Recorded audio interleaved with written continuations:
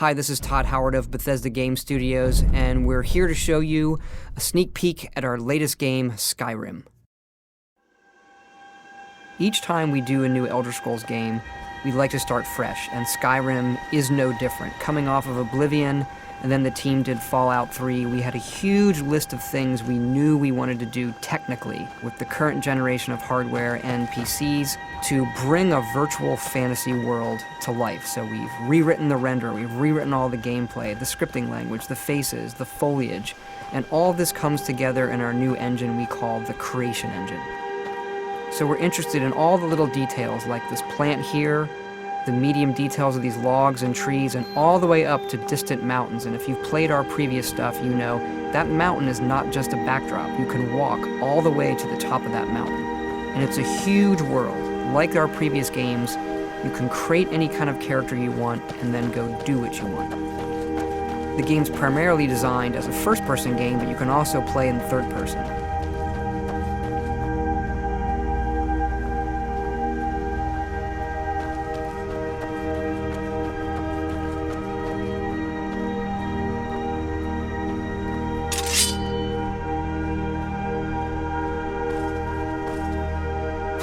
Our big motto for Skyrim is, you are who you play.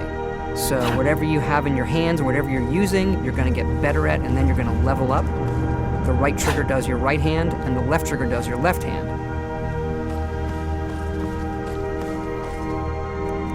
And you could put either a weapon or a spell.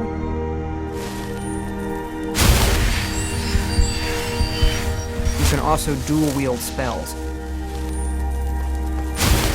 What's really cool here is, if you put the same spell in both hands and pull both triggers, you can get a bigger, more powerful version of that spell.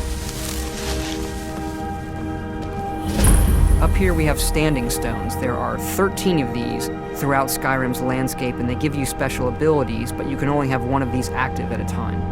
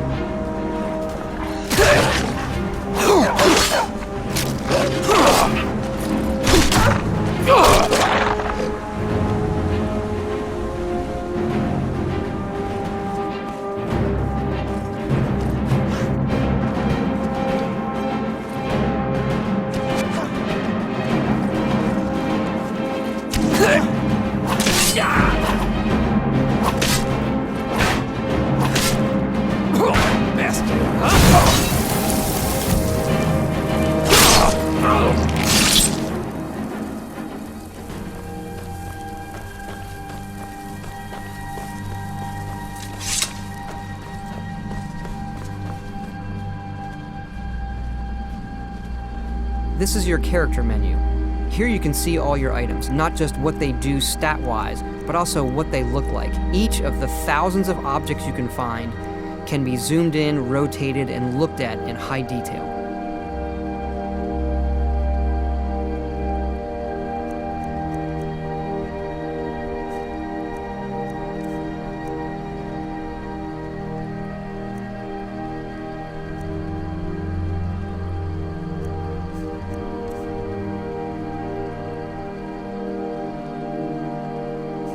With the skills menu, you look to the heavens, and here you can see all of your skills, how they're progressing, and as your skills increase, you'll push yourself to leveling up.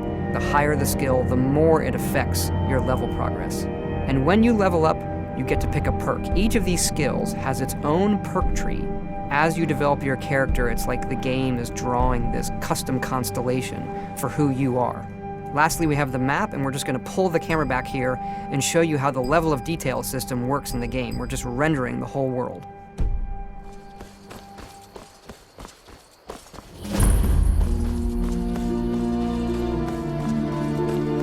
dragon! I saw a dragon! What? What is it now, Mother? You keep on like this. Everyone in town will think we're crazy. I got better than Ain't every day we get visitors in Riverwood. Gerda's family first settled here as woodcutters a few generations ago. She and Todd run the mill. I make a decent living sharpening axes and fixing the sawmill.